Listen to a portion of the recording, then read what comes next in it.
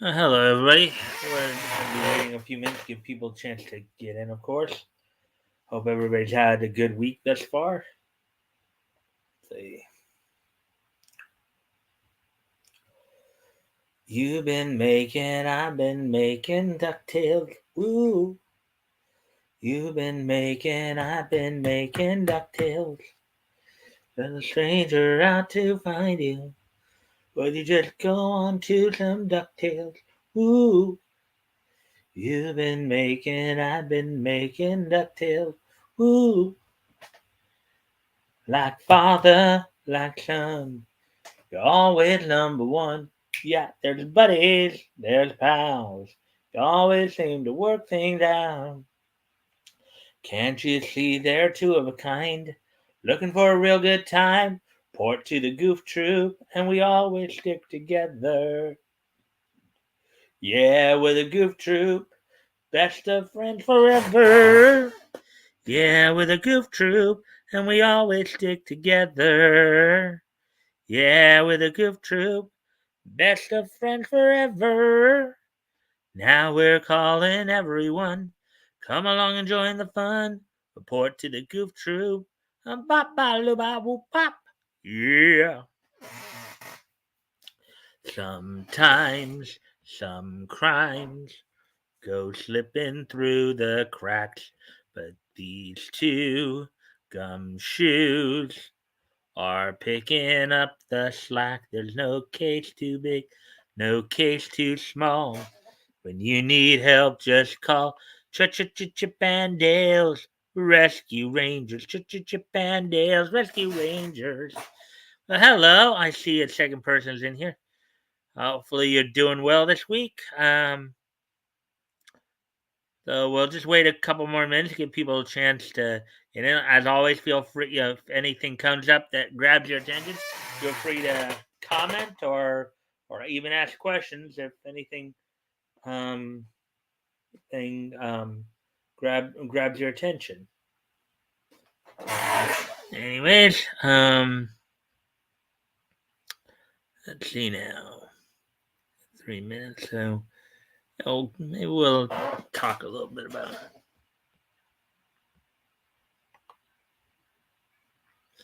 I'm just gonna double check.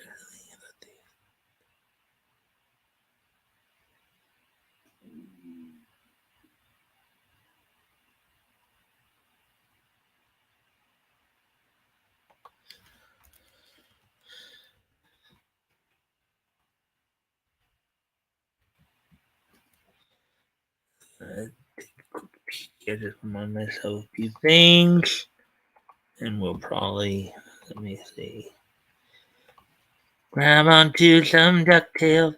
Woo! You've been waiting, I've been waiting, ducktails. Woo! You've been waiting, I've been waiting, ducktails. And then a stranger out to find you. Would you grab onto some ducktails? Woo! They'll be waiting, I'll be waiting, ducktails. Woo! You've been waiting, I've been waiting, ducktails. And then a stranger out to find you. Would you just go grab onto some ducktails? Woo! You've been waiting, I've been waiting, ducktails.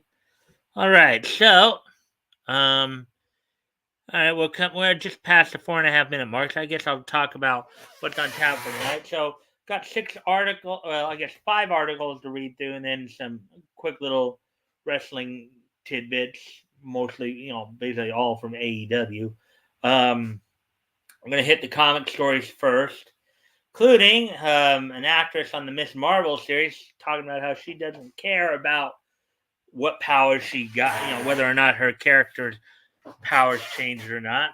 Also got what I believe to be a total disgrace to the legacy of Batman, and him sitting there um, running away from Antifa and Black Lives Matter riots. So aside from that, we got some anime news as well. Crunchyroll adding some new titles to their streaming service, kind of bringing them over from Funimation, as well as a little celebratory talk on some anniversaries here. 15th anniversary of Princess Mononoke and the 20th anniversary, apparently, of Beck Mongolian Chop Squad. So, with that, why don't we go ahead and let's get started here.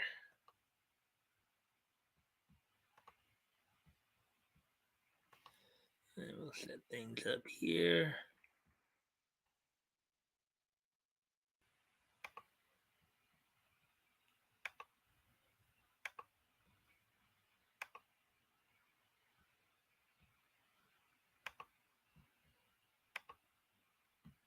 Alrighty then. So this is going to be the first article. Talking about. We'll get to the Batman article right after this.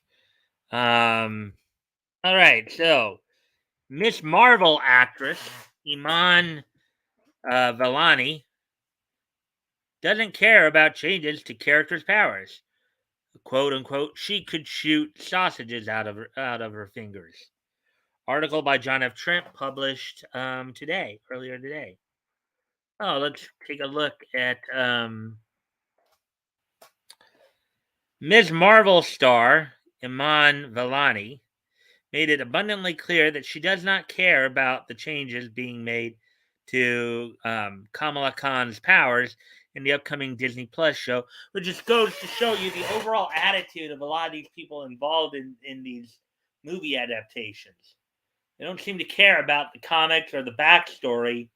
Just as long as they get paid money and they can preach to you, that seems to be their thing. You know, they don't care about putting on the effort to you know give you the full experience. They just want to shove whatever they want to shove down your throat.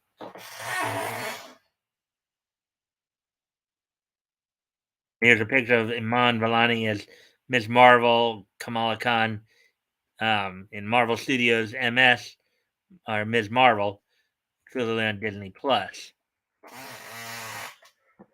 For those unfamiliar with Kamala Khan, in her original comics origin, she is revealed to be an inhuman who gains the ability to manipulate her body numerous ways, including being able to shrink herself down, make certain parts of her body bigger, like her hands, or even take on the identity of a different characters, such as Carol Danvers.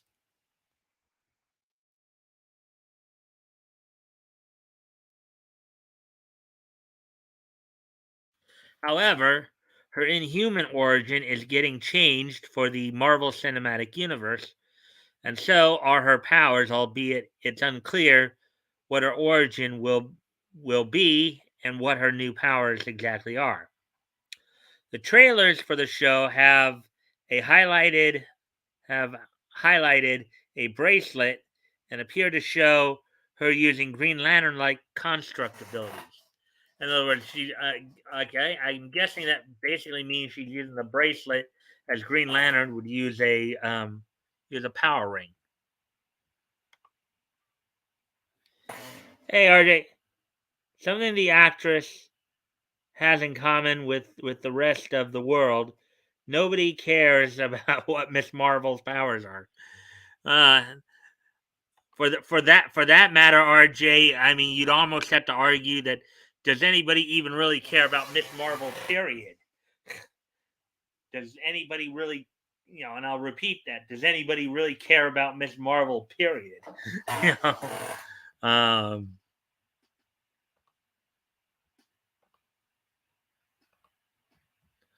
all right, so let's Rish Shaw as left or right. Rish Shaw as Cameron and Iman Vellani as Ms. Marvel. Kamala Khan in Marvel Studios Ms. Marvel. Okay. Kevin Feige recently spoke with Empire, explaining they were tossing the majority of our comic book origin to the wayside. "Quote, we adapt the comics. It's not an exact translation," unquote. He elaborated, quote, in brackets Kamala, came about in a very specific time within the comic book continuity. She is now coming into a very specific time within the MCU continuity. Um, and those two things didn't match. Unquote.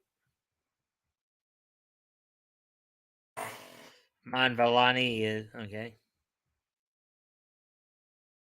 He then said, quote, what we will learn where those powers come from and how they come about is specific to the MCU. In other words, it's specific to the Marvel Cinematic Universe, unquote. While Khan's powers will be different, Feige does note that her giant hand will be making an appearance. I'm sure they will. For all we know, maybe they've already made an appearance in his head, if you get what I mean.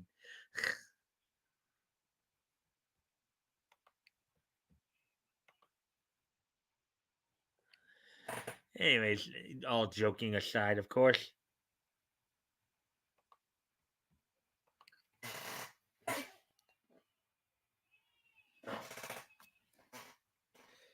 Let's see.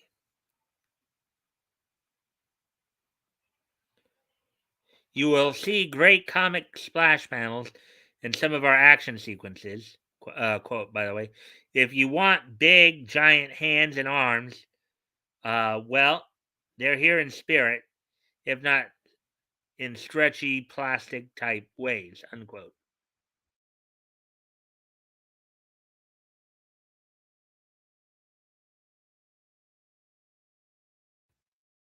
All right. He further teased her origin and powers, saying, quote, it taps into the future of her story as it connects to her other friends that she will meet in the upcoming film The Marvels, unquote. Not to be confused with the original Fawcett Comics Marvel family, now known as Shazam, of course. He then hinted, quote, she's interested in knowing, in small quotes, great, does that mean I'm an Asgardian? Did I get hit with gamma rays? No, it's seemingly none of those things. It goes to her own past and her heritage and lineage, unquote. Being that she's of Middle Eastern descent. Milani addressed the change to her power speaking with SFX magazine, um, saying, quote, I think we stay true to what the comics brought. The themes have always been about identity, about marrying the 50 million things that make Kamala, unquote. She added, quote, for all I care, she could shoot sausages out of her fingers as long as she still goes on that self-discovery journey, unquote. Yeah, the woke journey is the real important thing of a superhero movie. Yeah, we've been seeing how successful that stuff's been.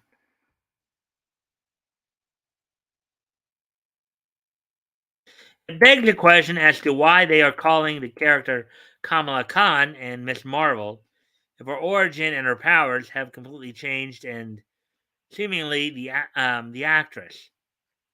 Feige and the studio could care less about the comic book version of the character. Why didn't they just introduce a new character with this new power set and origin story? Unquote. Probably because they're trying to make a statement of some kind. What that statement exactly is, we don't know. What's up, bro, daddies? Hey there. Hey, Mike. Can't stay because I'm streaming, but stopped by to say hi and give you a thumbs up. Well, thank you, my friend. Hopefully you will catch at least some of this at some point. All right. Thank you guys for the likes and shares. That really does help with the algorithm, I believe. Anyways, getting back to the article here. See, why even use Kamala Khan and Ms. Marvel, especially when it appears the comic book characters and this new MCU version using the same names are indeed two different characters. Yeah, I mean that is kind of screwy if you think about it. I mean, why even adapt? I mean, why even adapt the comics then if you're just gonna make new in essence making new characters?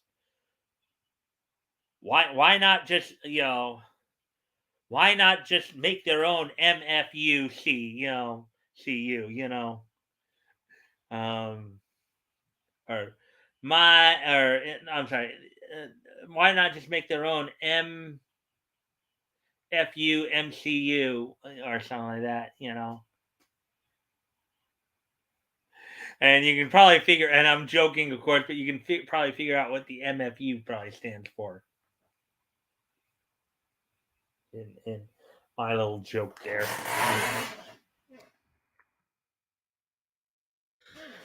The official description for Ms. Marvel reads, quote, Marvel Studios Ms. Marvel, in smaller quotes, is a new original series that introduces Kamala Khan, a Muslim American teenager growing up in Jersey City. An avid gamer and a voracious fan fiction scribe, Kamala is a superhero mega fan with an oversized imagination, particularly when it comes to Captain Marvel, unquote.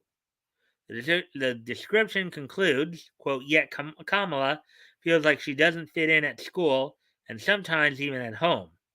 That is until she gets superpowers like the heroes she's always looked up to. Life gets better with superpowers, right? Well, I wouldn't say that. I would say Stan Lee would disagree because, as he would always point out, with great power comes great responsibility. Series arrives on Disney Plus on June 8th. What do you make of Vellani's comments about Kamala Khan, her origin, and her power? Well, I think the attitude is bad. I think that attitude is going to have. I think if she continues that attitude, she's the this new Marvel Captain Marvel series is going to go the way of the live action Cowboy Bebop because the attitude is very similar. Her attitude about this film is very similar to Danielle Pineda's um, Danielle Pineda's attitude. You know, Danielle Pineda, who, of course, as you guys may remember, I nicknamed Doggy Style Daniela for that pic that we all saw of her on all fours. So, anyways, there's that article. Now, getting ready to move on to the next one. And this one is the one that really grabbed my attention. This is a total disrespect to the legacy of this character, of a well beloved character by many fans, including those of us here, I believe. Um, let's see what they have to say about this. Yeah. And again, like the last article, it goes towards the idea of just the overall disrespect that these people have for the source material. Batman flees Antifa and Black Lives Matter style riots in new comment. Quote, these places all have insurance, not my job to protect their profit margins. Oh, aren't the people who are writing the Batman this particular Batman story, aren't they just so cool? Not. Article by John F. Trent published earlier today. Good buddy John there. Haven't seen a lot of bylines from him of late. Maybe he's been on vacation. DC Comics continues to circle not only the creative drain, but the moral drain as well. With their latest Batman comic, Batman Fortress #1, which sees Batman flee from an Antifa and Black Lives Matter style riot.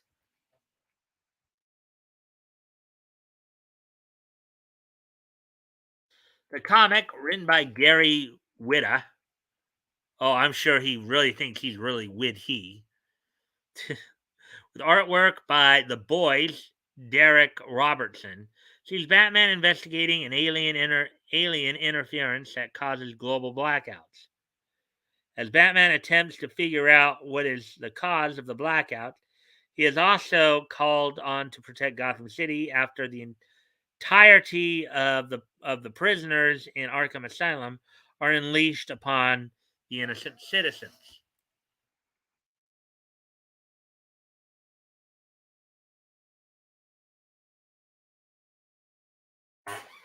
Batman's first stop is to a rooftop overlooking an electronics store that is being looted, with neighboring buildings, some of them appearing to be apartments, being set on fire. The rioters are even shown waving blunt objects in the air.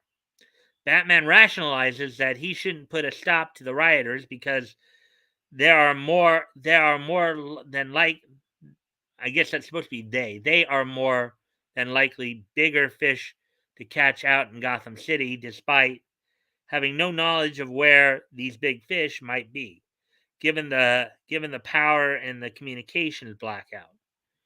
Now, I think he may be referring to there that maybe I think they're trying to say here is that the criminals that have escaped Arkham are probably more dangerous than these rioters, but you still shouldn't just walk away from something like that. If that's right in front of you like that, this is just totally spitting. Because we all know the Batman we all grew up with and all read and watched would not have even allowed this garbage to happen. He would put a stop to it pretty quickly, and we know this. So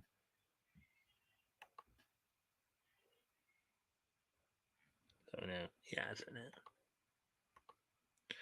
Anyways, Widow writes Batman's interior monologue. Quote, haven't seen a light night like this in a while.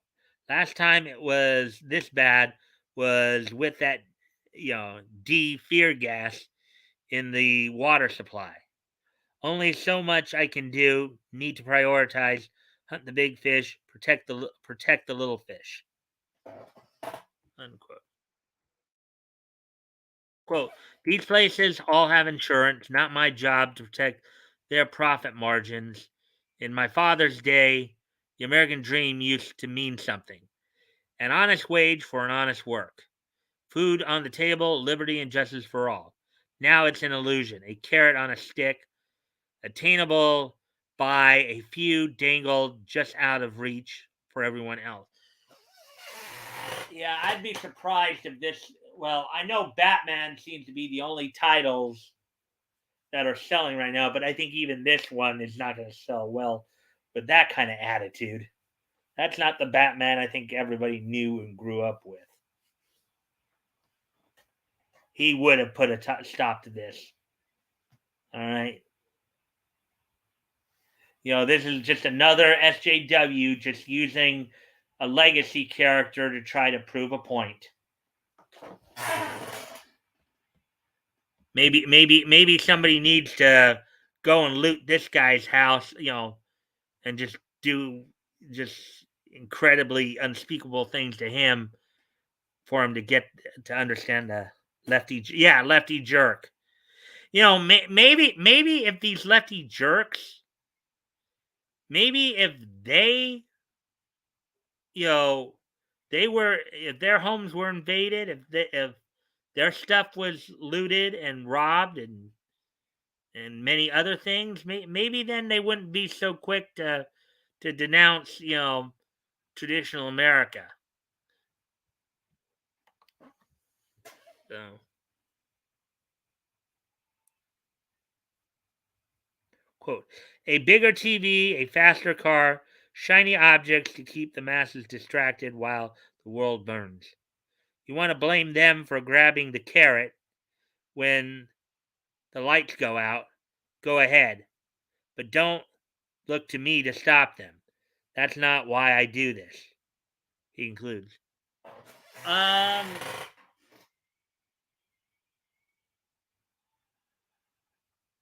Actually, in a way, it is why he does it, you clown. Yes, a big part of Batman's mission is to avenge his parents' murder. But in doing so, that's why he protects the city in the first place. So nobody has to go through what he went through. Okay? These guys, ay.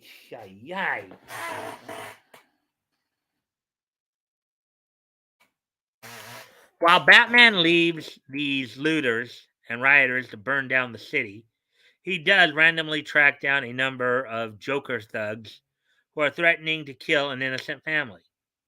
He also randomly shows up at Gotham Harbor and stops Penguin from drowning a blonde woman.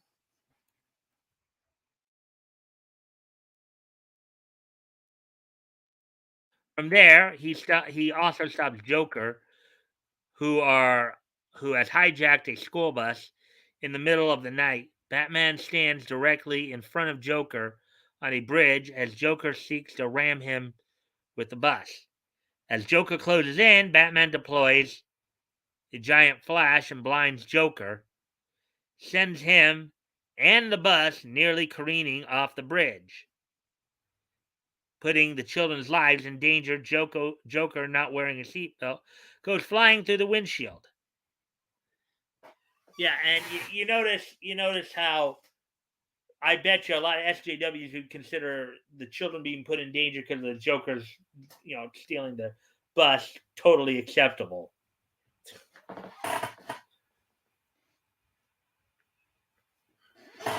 Hmm.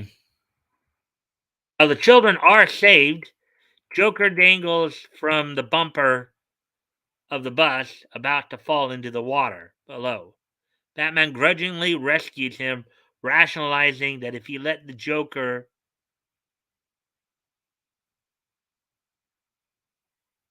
um if he let the Joker die, I think they forgot to put in a word there. Die. You let the Joker die, he wouldn't be able to explain his actions to the children who are watching him. It's unfortunate that there weren't any children watching him allow the electronics store and the neighboring apartments, more than likely filled with innocent citizens, get burned to the ground. Yeah, good point there, John.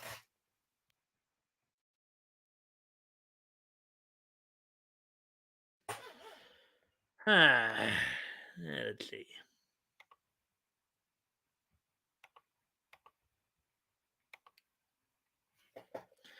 Nevertheless, Batman ends his nightly night by heading to Crime Alley, where he beats up a criminal who appears to have shot and killed a couple and has begun to loot their bodies.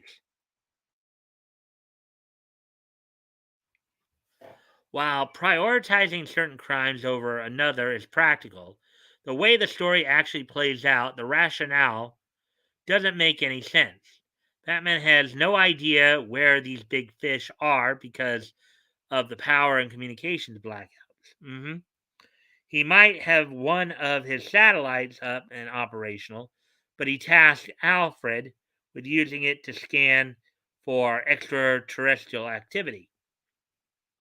He does offer Jim Gordon a way to counteract interference disrupting communications, but he makes it clear he will be using it to contact the Gotham City Police Department so they can bring in the criminals he captures. Yeah, he should have been capturing those looters too. No, yeah, the story doesn't make sense because it's another example of them putting agenda over storytelling. And we know we've been talking a lot about that with a lot of independent creators and stuff like that, where they're trying to once again they're using a legacy character to try to make a point. And this is going to probably be one of the Batman issues, one of the Batman stories that's not going to sell all that well because of it. When you try to put this garbage in here like this. Batman chooses to ignore this mob in favor of seeking out other possible crimes instead of stepping in and stopping crime that he sees happening in front of him.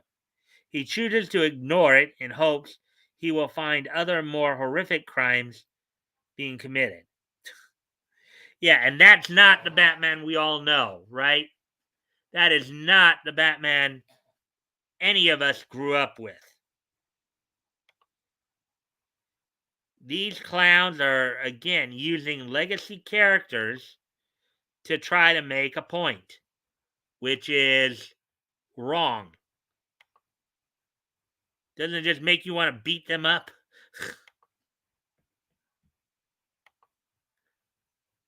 slap some sense into him.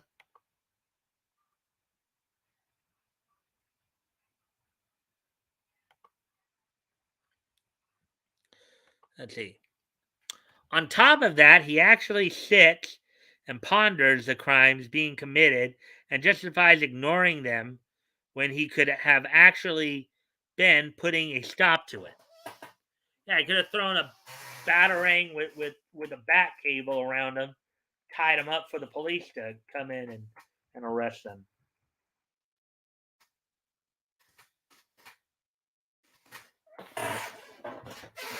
However, the comic also depicts the crimes being committed by the Antifa and Black Lives Matter like mob as worse, or could be arguably worse, than the crimes committed by Joker and Penguin.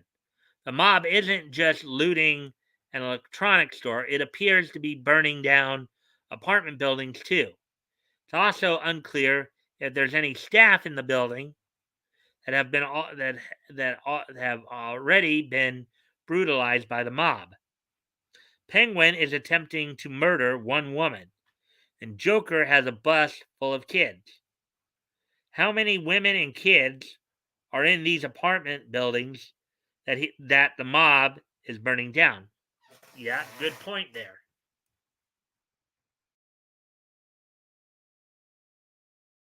Good point there.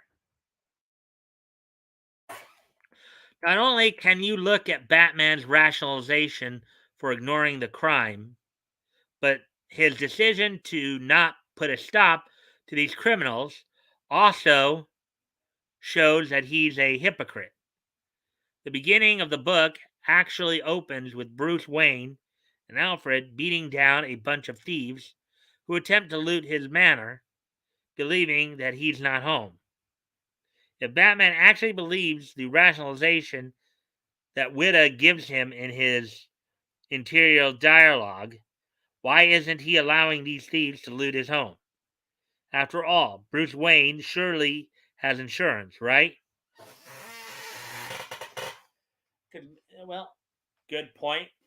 Because Witta is a clown. That's why. Witta is a clown. I think he's witty, but he's not. He's actually wit out.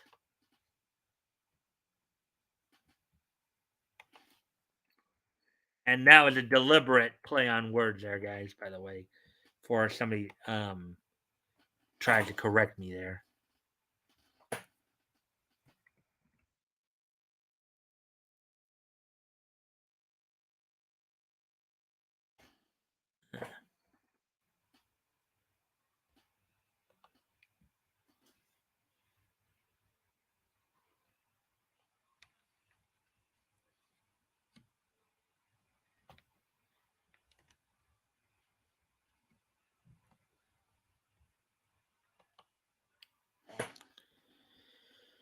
Anyways, let's see.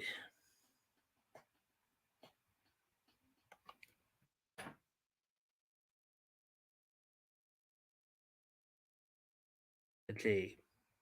Nevertheless, the biggest crime of the book is the fact that Batman didn't find a way to not only stop crimes being committed by the Antifa and Black Matter style mobs, but also round up Joker, Penguin, and other criminals attempting to take advantage of the blackouts in Gotham City. Batman's smart enough to figure out how to put a stop to the mob and move on to the next criminals. Yes, and we, of course, if I understand correctly, and RJ, if you're still here, you'd probably know this better than anybody, but I'm sure that's exactly what he had to do in the No Man's Land story arc of Batman back in the late '80s, early '90s. There, right? Sure, from that story arc, we know this. Let's see.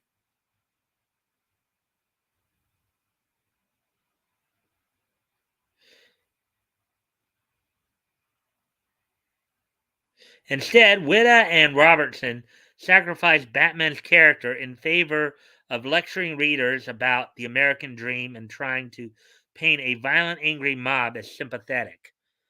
Yep, that's exactly what he did. That's exactly what they did. This is just the latest piece of evidence that DC Comics no longer actually tells stories about heroes, and they go out of their way to disrespect their own characters. Yep.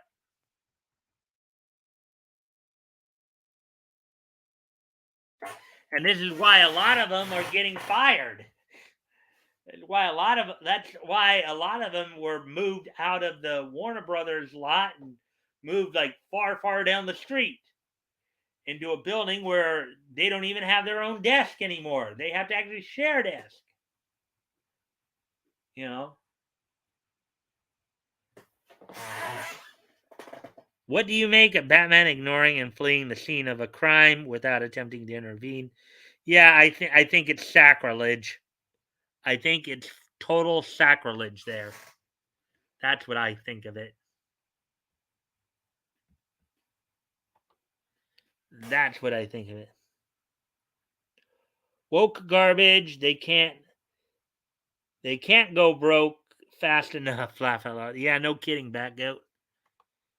They're just totally taking a dump on legacy characters.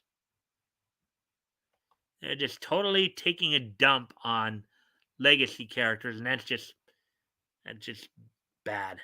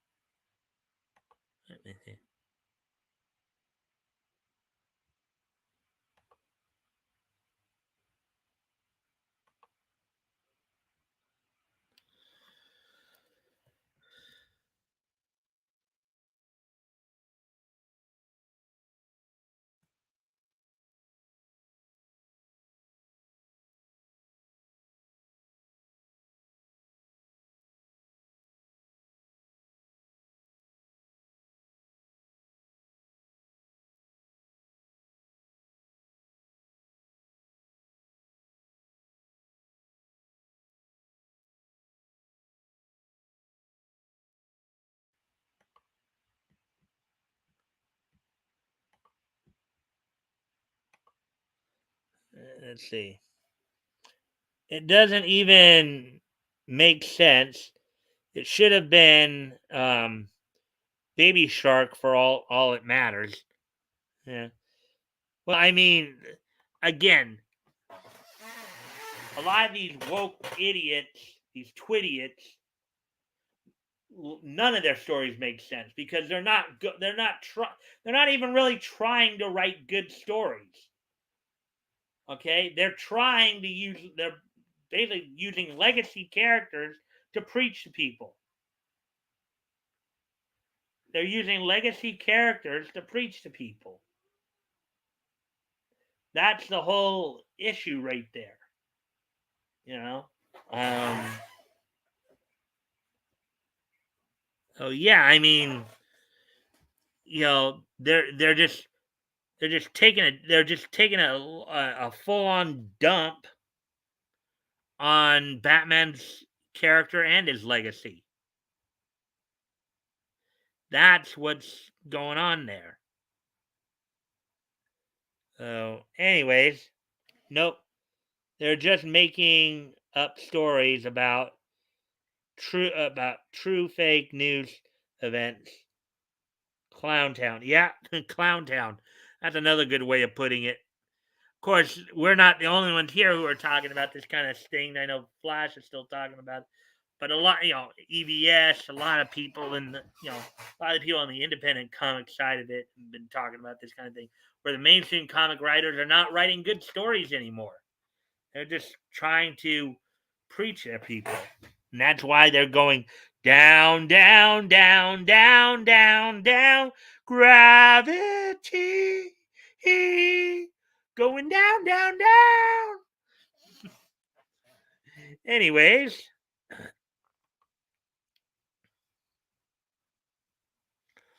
let's move on to the next story here. Actually, we're done with the comic side of it. We're going to now go ahead and head out and Go through some anime stories here. Three of them.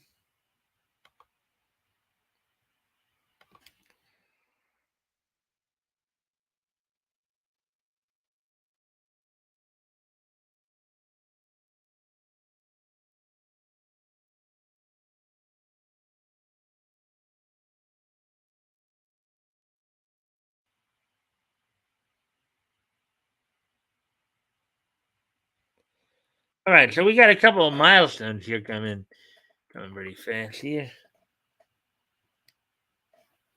Flash has been doing good summaries of the Johnny trial. Yeah, I actually went on to Tug's stream last night and said hi to him. Backcode, I don't know if you. I sent you a link a couple nights ago because I decided to do an open stream. So RJ and Toys joined me, so a pretty good conversation there. Right. Anyways, um,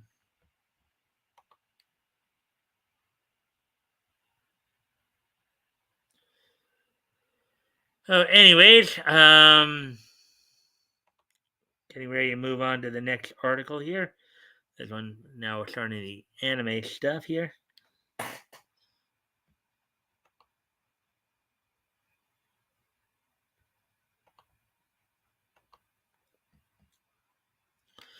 Mononoke's 15th anniversary, the return of an overlooked but enduring cult classic. And I believe this is Princess Mononoke they're talking about.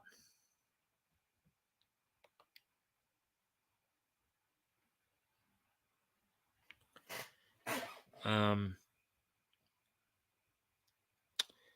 so Mononoke's 15th anniversary is the perfect time to go back to this overlooked cult classic article by Jonathan Greenall, published 14 hours ago.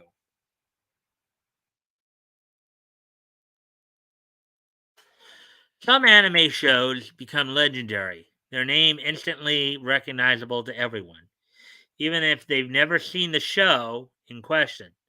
Other shows remain cult classics. Despite their lack of mainstream fan base, they retain a group of dedicated fans who excitedly wait for more content and try their best to convince others to give their show of choice, their show of choice a chance. No show better fits this than Monoke, a new anniversary event. Um, okay, this might be an anime called um, Mononoke, and a new anniversary event has fans hoping that the show's return to the spotlight will lead to new content.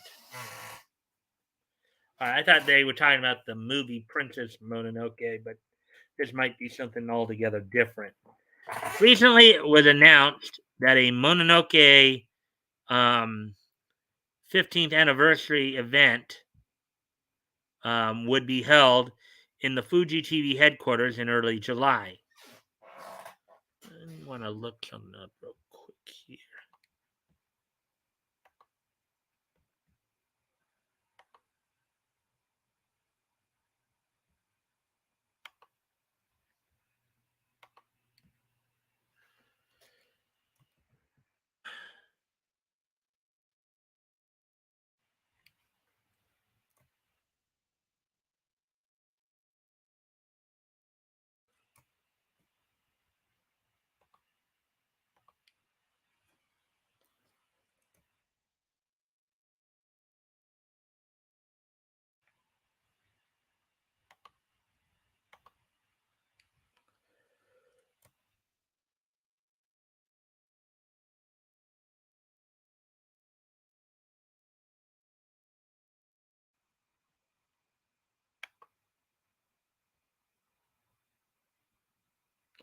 Oh, so there actually was a TV series called. Okay, I was thinking but actually the movie Princess Mononoke came out 10 years prior to this. All right. Oh, Sorry, I had that confused with something else. But anyways,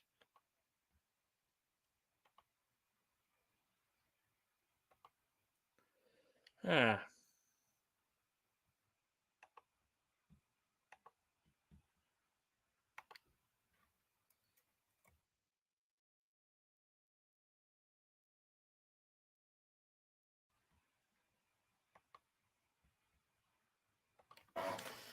let's see. An early June. Okay, it will feature the show's director Kenji Nakamura, star Takahiro Sakurai, Fuji TV producer Koji Yamamoto. Many fans are hoping that this event will lead to the announcement of more Mononoke content, such as a new series or an OVA. But why does the show maintain such a dedicated fan base, and why should you check it out?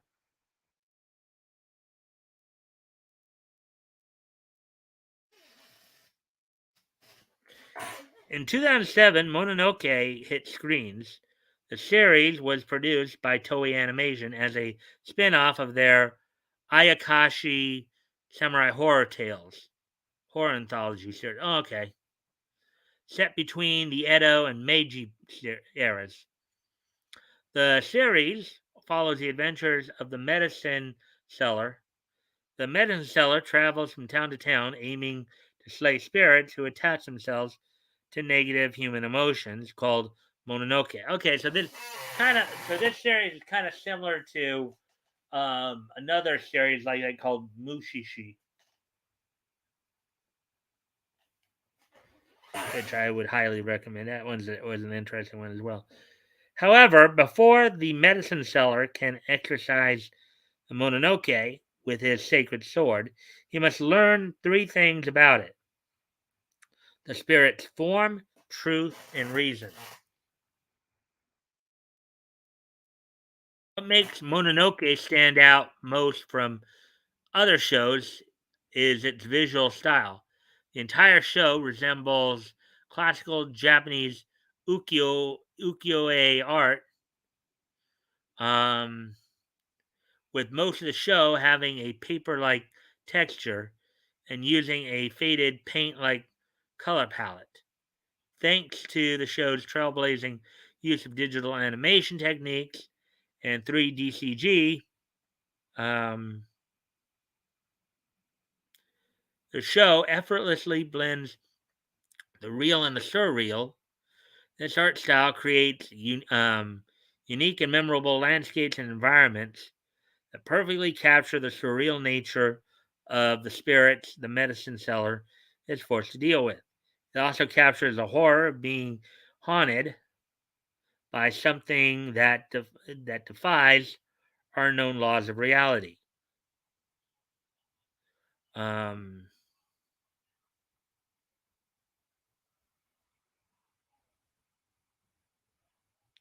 in fact, you can clearly see how the techniques and aesthetics of Mononoke would be um, pioneered what would be what so they forgot a word there, what would be used later in highly praised shows like Puella Magi Madoka Magica. Oh yeah, and now that I think about it, yeah, the art style does look similar to Madoka.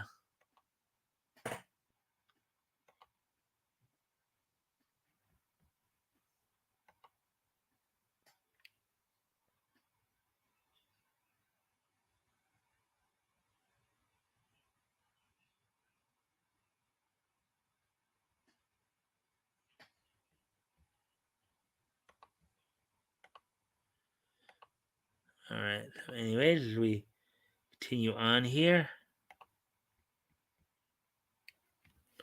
but the show isn't just a visual treat, as the stories are also gripping.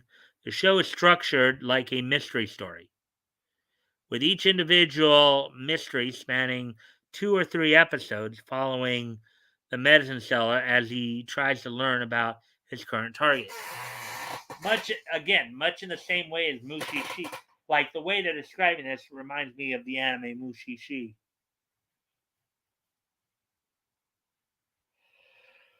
Yeah, it has a very similar feel to it too.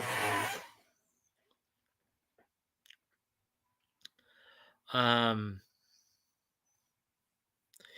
as he does, he'll encounter loads of riveting characters, all of whom have emotional depth and intriguing characterization. While the medicine seller investigates, he uncovers anger, sadness, and tragedy. All of these mysteries are perfectly structured, leading to plenty of suspense and intrigue as the medicine seller slowly pieces together what happened to cause the current situation. So there's quite a contrast. Good storytelling here versus bad storytelling from what we were reading before there.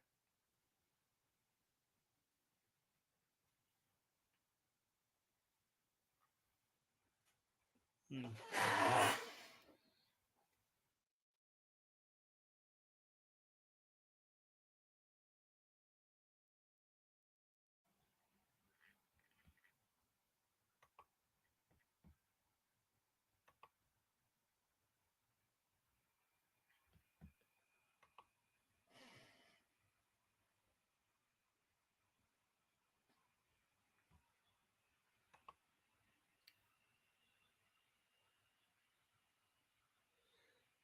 I was just writing the Batman story.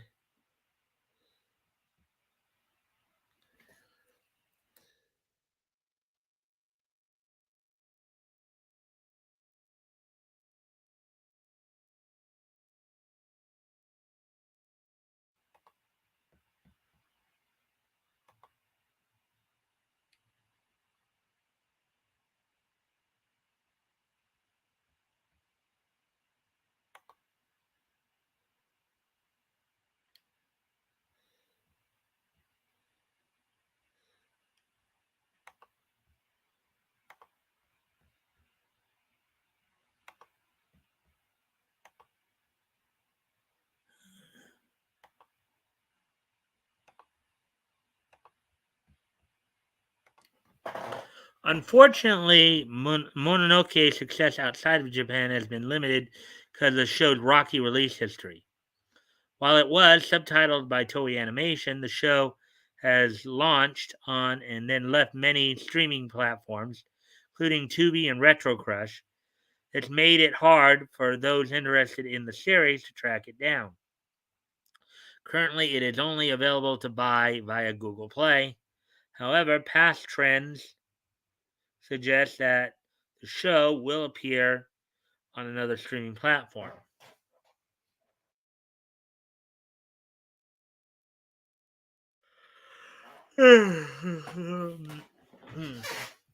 Mononoke's status as a cult classic is well deserved as the show laid a foundation that many later shows have built on. Um, However, even even with the even with these modern developments, um, there is still nothing else quite like Mononoke. The show's fusion of gripping ghost stories and unique visuals means Mononoke is a must watch for anime fans looking for something different, experimental, and horror fans who love their horror more surreal. Hopefully, the 15th anniversary event launches new Mononoke content or a new release of the classic series so fans, new and old, can fully experience this unique period horror tale. Yeah, I get more of an impression it's like see a lot of Mushi Shi here. Let me set up.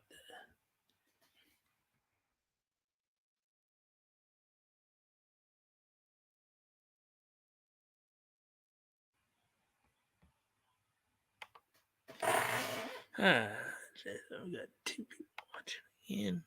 So good to see.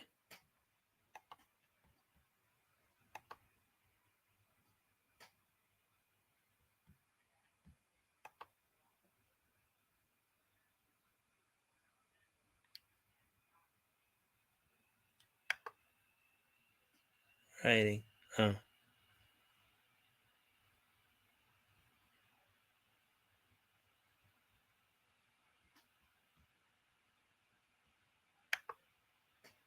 Hmm.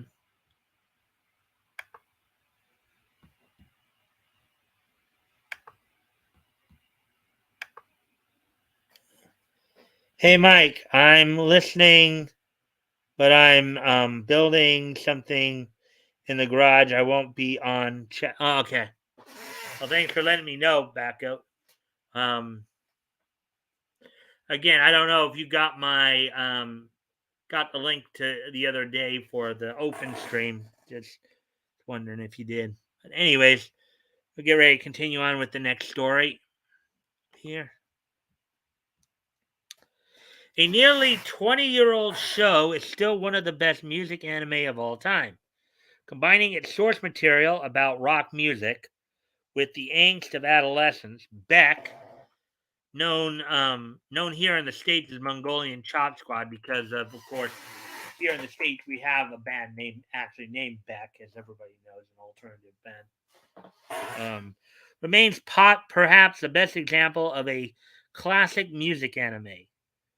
Article by Olufola Olowoyeye, published 13 hours ago. Yeah, this was a pretty good music anime. A lot of the songs on here were pretty good. Although artists such as Yoko Kanno and series like Cowboy Bebop have made music an indispensable part of anime, music centric anime typically struggle to draw acclaim or retain a lasting influence. One exception to this is Beck Mongolian Chop Squad, a rock themed series centered around Yukio Koyuki Tanaka, a 14-year-old who forms a rock band. Adapted from, well, actually, he doesn't form it, he gets recruited into it. But it's actually one of the other characters that actually formed the band. He just was recruited into it to be the front man.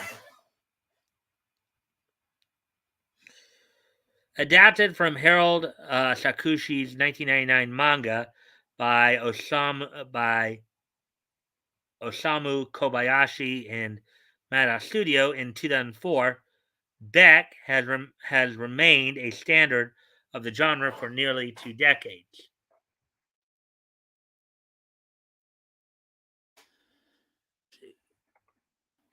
Hmm.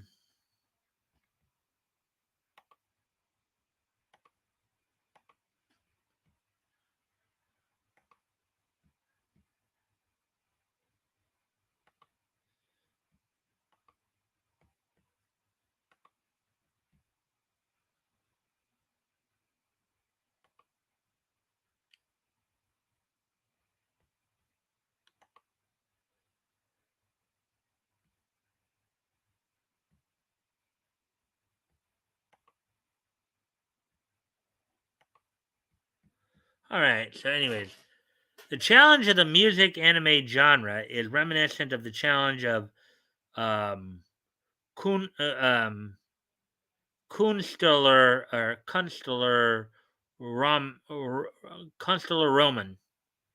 a category of story which, unlike the more common Bildungs Bill Bildung Bildungsroman, describes the coming of age of an artist.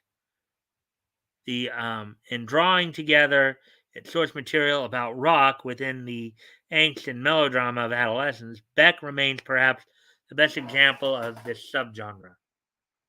Try saying those two 3 times fast. Kunstler Roman and Bildungsroman.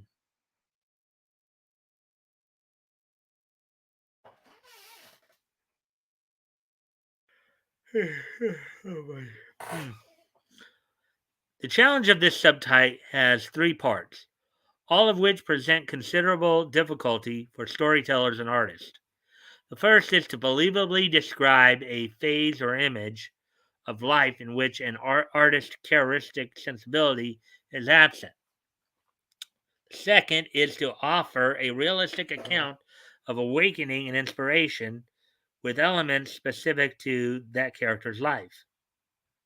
Third is to show how this process shifts from passive reverie to action and even mundane practice, showing how the natural complexity of artists' dreams meets reality. While there are many examples of consular Roman in various media, only a few music anime meet these challenges, and arguably none as well as Beck.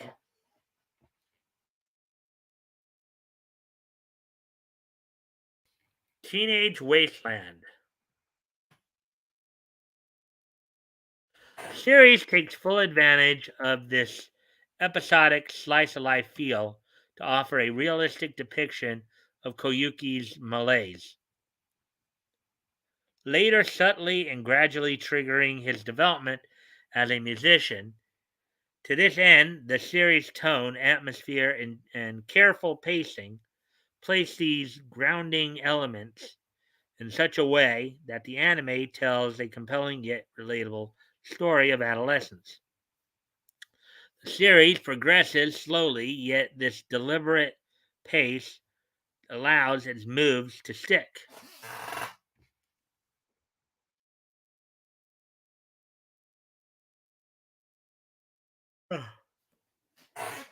Koyuki, a nickname given to him by a childhood friend, is anxious, insecure, and angst ridden. Although not especially deprived or disadvantaged, if anything, compared to other anime, there is a noticeable lack of severe tragedy or obvious drama in Koyuki's life. This makes the series' emotional stakes harder to recognize, but ultimately more durable and relatable. As a fairly typical teenager, Koyuki simply lacks the experience and maturity to see himself, much less do anything about his life.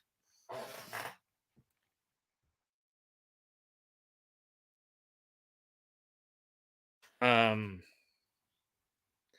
to this end, Koyuki's entry into music expresses a story of self consciousness and self expression.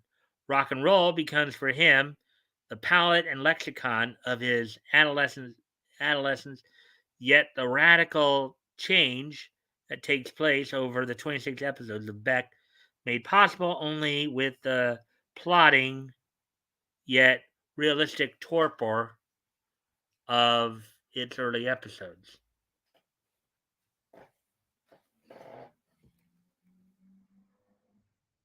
Who the bleep are you?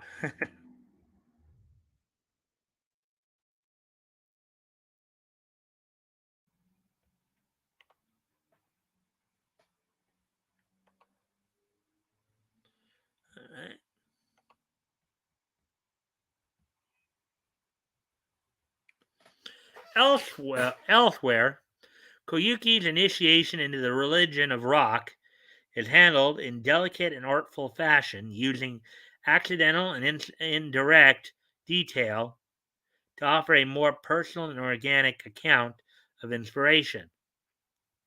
Aside from Koyuki's chance meeting with Ryusuke, an example of this realistic approach to inspiration is his bristly encounter with Maho, Ryusuke's sister. In the course of an awkward interaction in a restaurant, Koyuki makes fun of Maho's halting Japanese. Bristling, she responds angrily, "Bleep, who the bleep are you?"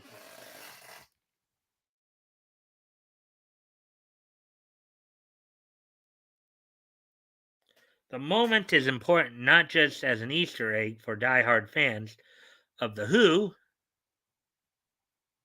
but for its outsized importance in creating a visceral, realistic on-ramp for Koyuki's investment into the music. While for any 14-year-old boy, being sworn at by a potential romantic interest would be a traumatic experience, the lingering impact of this encounter and his blooming curiosity for Maho's abrasive, troubled persona feeds into his newfound appreciation for the rock band Dying Breed. Although roundabout and circumstantial, this kind of spontaneous and highly personal detail makes for a more organic account of inspiration.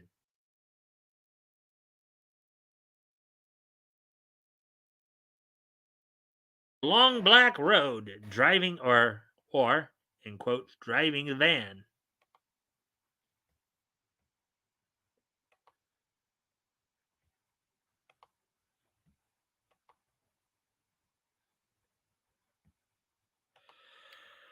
In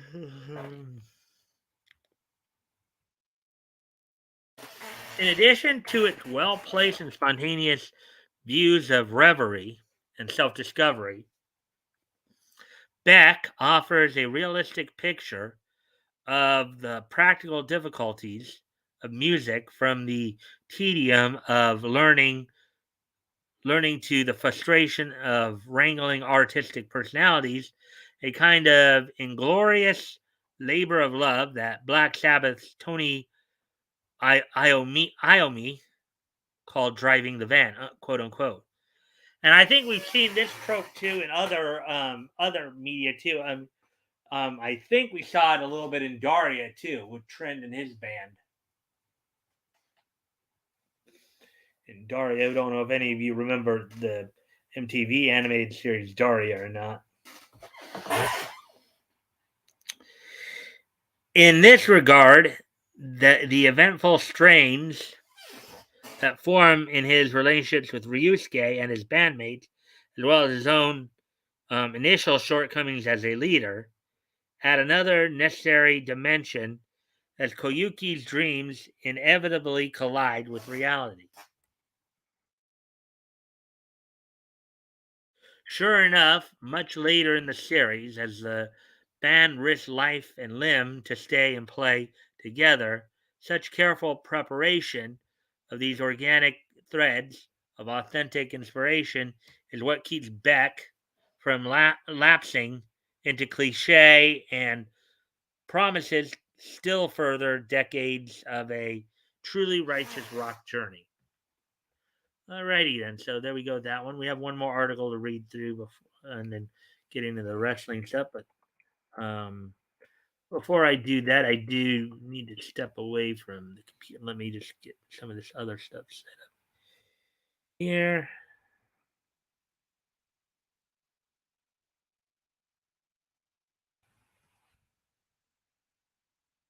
That one.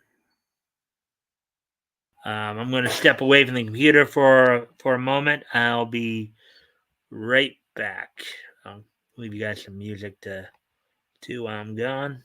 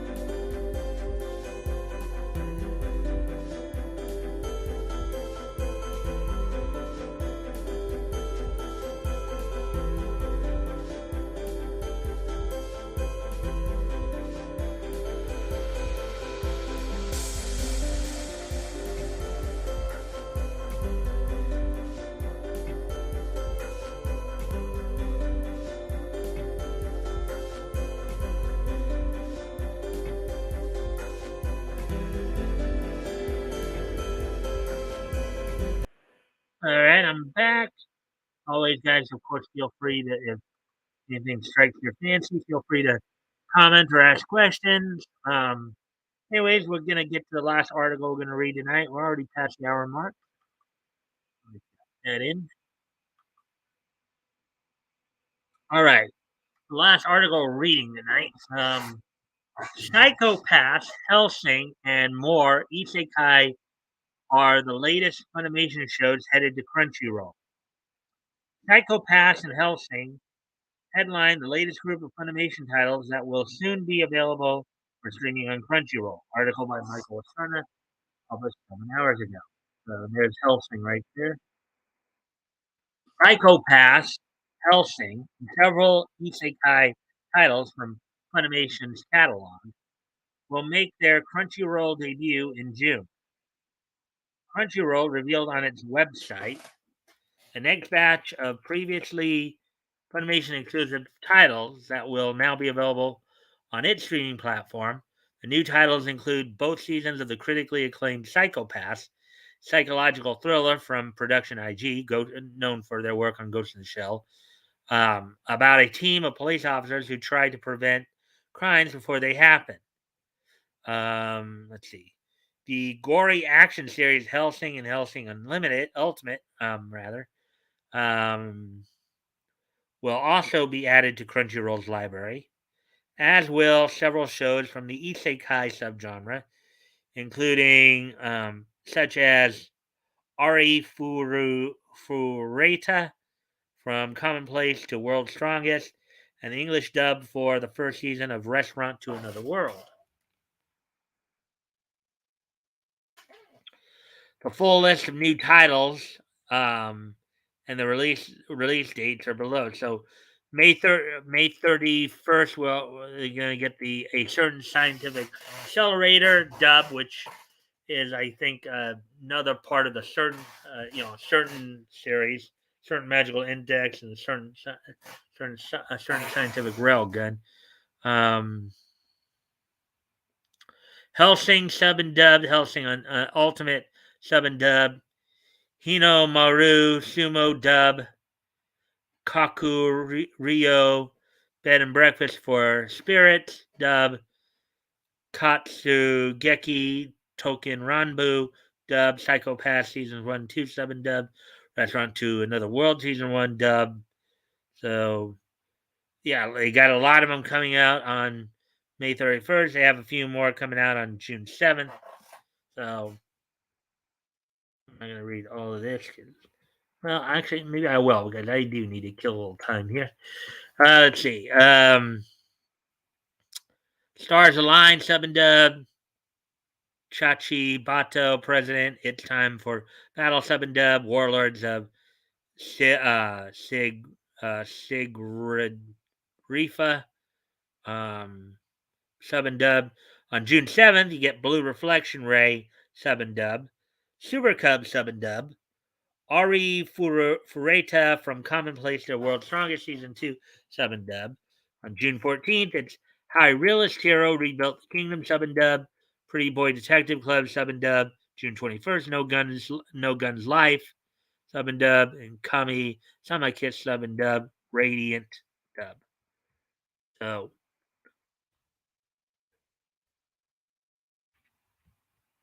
other highlights from next month's schedule include Super Cub, a slice of life series about a group of girls who form a connection over their shared love of Honda Super Cub motorcycles, and how a realist hero rebuilt the kingdom, another isekai series, which focuses on the protagonist's attempts to rebuild a kingdom within a high fantasy world using his knowledge of Machiavellianism. This is the third batch of Funimation titles to be brought over to the Crunchyroll platform. The two companies were previously competitors in the anime streaming market until Sony, which assumed ownership of Funimation in 2017, also acquired Crunchyroll in 2021. The tech conglomerate reportedly paid over 1.1 billion in US dollars for Crunchyroll, which as of 2021 boasted over 5 million paid subscribers worldwide.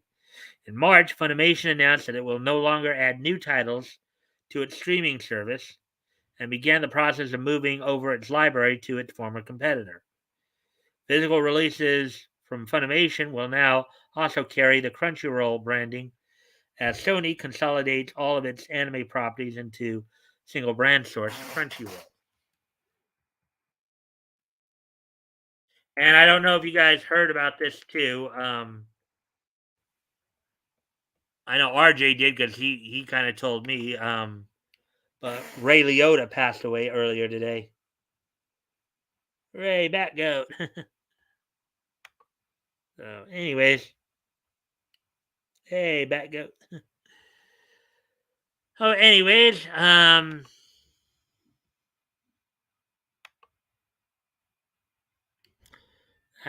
that's all the articles. Anyways, we still have some wrestling news to go over before we start to wrap things up.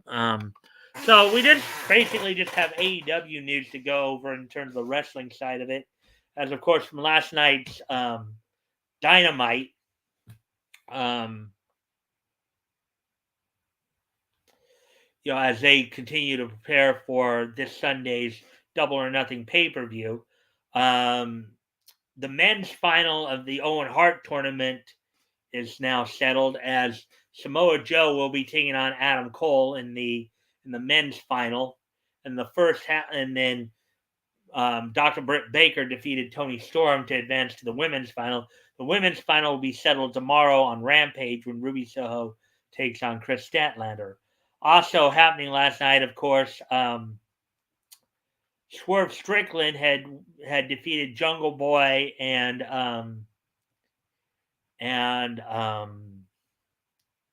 Ricky Starks in a three-way singles match, leading into their three-way tag match for the tag titles on Sunday, giving what many would consider the momentum to Swerve and his tag team partner Limitless Keith Lee in their upcoming three-way tag title match.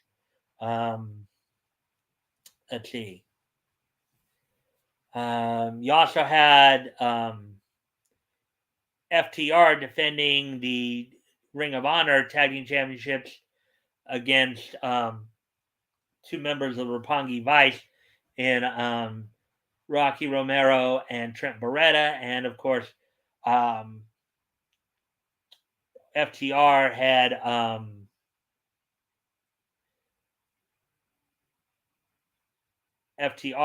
retained the title on a disqualification as a tag team from New Japan had interceded. And Wardlow survived his cage match with Sean Spears. Sean Spears, and as Sean Spears accidentally knocked out MJF, who was serving as special guest. Really, this is a way to block Wardlow from getting his hands on MJF at the tag team. But after Spears knocked out MJF, Wardlow proceeded to powerbomb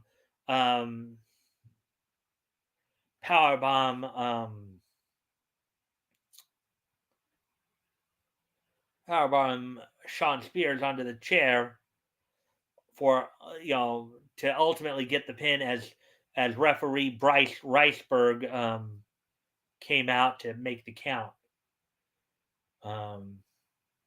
And so now Wardlow will actually get his shot at MJF at this Sunday's. So the updated card now is as followed for Double or Nothing on Sunday night here. You have Hangman Adam Page defending the AEW World Title against CM Punk. They actually faced off against each other, and Hangman Adam Page, at the end of it, basically knocked CM Punk down.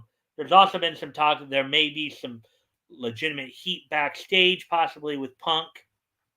But those are only rumors going around.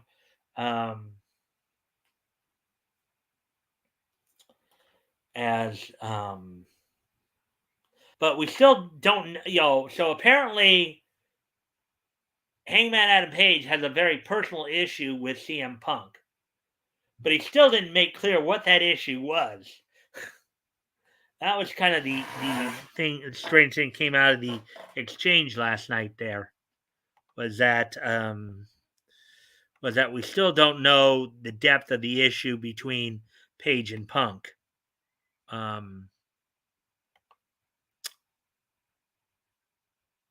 Let's see. So that, and then as I said earlier, we had, of course, the three-way match for the AEW World Tag Titles as the Lucha Express, Jungle Boy, and Luchasaurus defending the tag titles against the representative Team Taz, Absolute Ricky Starks and Powerhouse Hobbs, and Swerve Strickland and Limitless Keith Lee.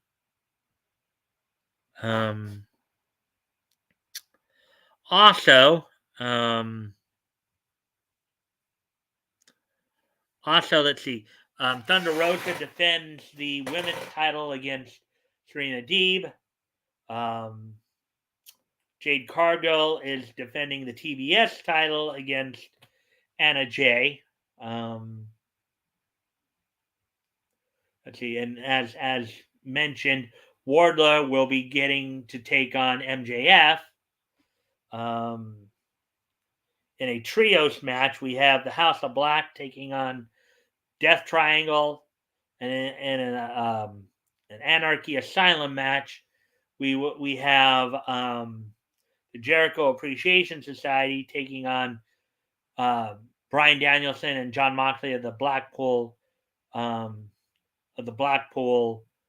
Combat Club, and as well as Eddie Kingston, Ortiz, and Santana. So, and then of course the finals of the Owen Hart Foundation tournament. We have the men's final already established as Samoa Joe taking on Adam Cole.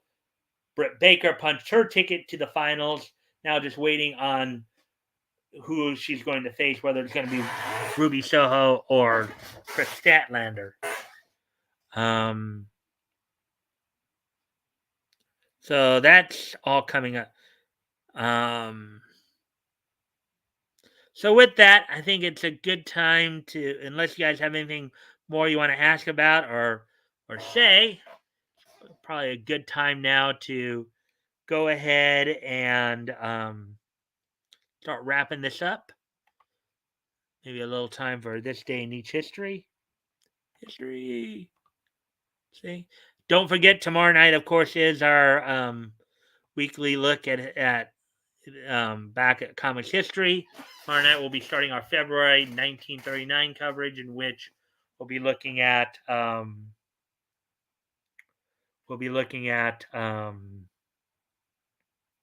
DC, the comics going on sale from DC Comic, February 1939.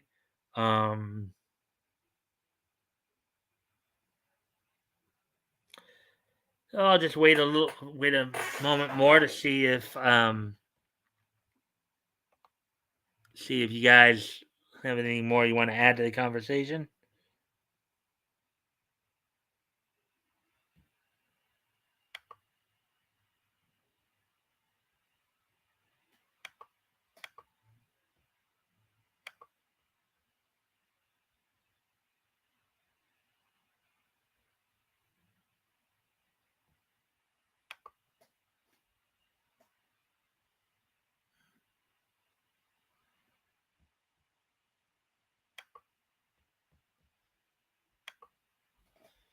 All right, as no one else is really saying anything, I think it's a time to start wrapping up then. So today being Thursday, May 26th,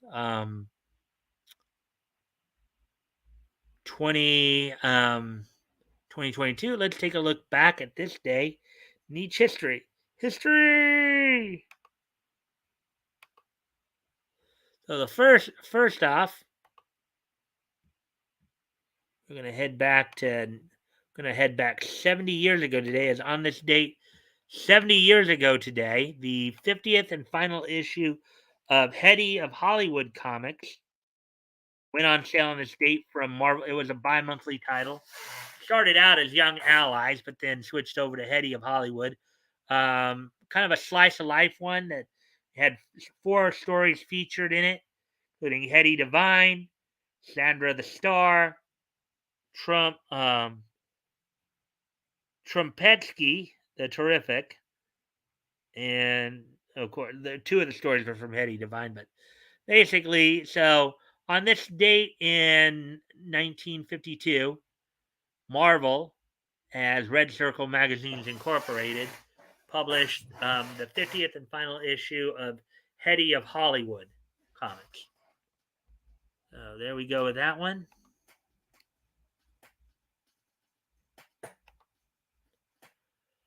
Let's see. Now, moving on to the next piece in each history. Actually, going to wish somebody a happy birthday today. Like to wish a happy 60th birthday to American animator, storyboard artist, and director Peter Avanzino. He has done, of course, he's done work on, he's directed several episodes of Futurama, was a supervising director on the 7th season of the series. He's directed episodes of Drawn Together, Duckman, Wild Thornberry, Sit Down, Shut Up, and Ren and Stimpy. He's also been a storyboard artist for Ren and Stimpy and The Simpsons. Also directed the Christmas movie How Murray Saved Christmas. So, happy 60th birthday to Peter Avanzino. I hope you have a good day today, there, young man.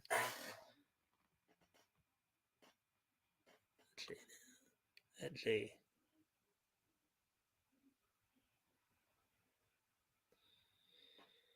All right.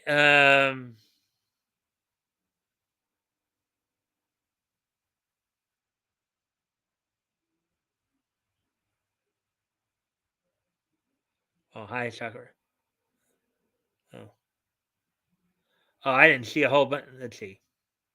Hi, Sucker. I have to watch assembly vids on this project I'm doing. I'll see you tomorrow night. Okay. All right. Thanks for letting me know, Pat. I didn't even realize you're that's why you're leaving. Okay. Anyways, getting to the last piece of niche history here before we head out. Oops.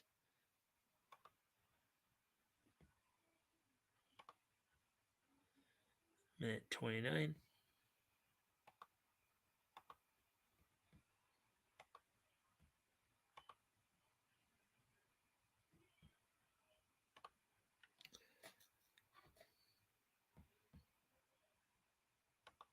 All right. One day after winning the NWA World um, Junior Heavyweight title, Tiger Mask, Satoru Sayama, would win the WWF Junior Heavyweight title in Japan from Black Tiger in Osaka, Japan. So over a 2-day period, Tiger Mask would win both the NWA World and WWF Junior Heavyweight Championships. So on this date, back 40 years ago today, in 1982, Tiger Mask would win the WWF Junior Heavyweight Championship. After the previous day, winning the NWA World Junior Heavyweight Championship. Oh, there we go. So that's all I have for you guys tonight. It looks like we're just looks like we are just beyond the hour and a half moment.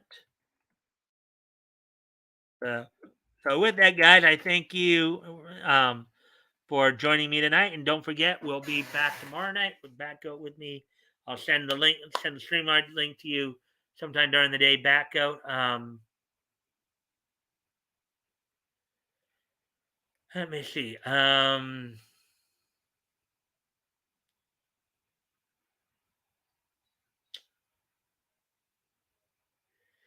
And until then, don't forget tomorrow night, of course, is our weekly historical comic retrospect. Until then, guys, bye.